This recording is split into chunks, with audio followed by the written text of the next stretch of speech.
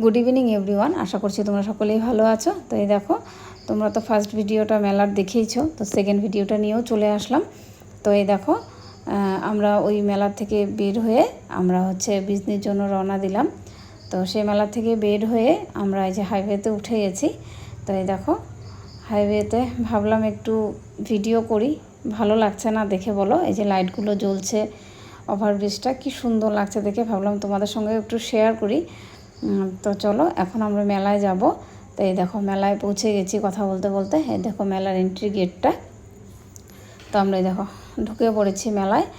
তো ঢুকে এত বড় মেলা, মানে কি বলবো তোমাদের, যারা যারা দেখেছে তারা তারা বলতে পারবে, অনেক বড় মেলা। তো মানে মাথা পুরো মানে ঘুরে যায়, মানে এত। আর ওদিন না খুব ভিড় হয়েছিল মেলাতে, খুবই ভিড় ছিল। আর দেখো এই যে এই জিনিসটা না আমি ঠিক নাম বলতে পারবো না, আমি ঠিক নাম জানি না, তোমরা যদি জানো আমাকে কমেন্ট করে প্লিজ জানাবে। এই দেখো এই জিনিসটা না আমার দেখে এত ভয় লাগে।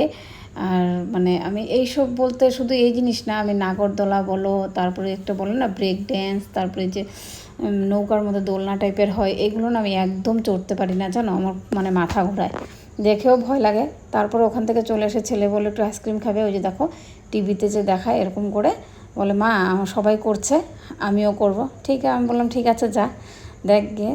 এই দেখো কি ভালো লাগছে না দেখে, ভাবলাম আমি একটু ভিডিও করে তোমাদের সঙ্গে শেয়ার করি।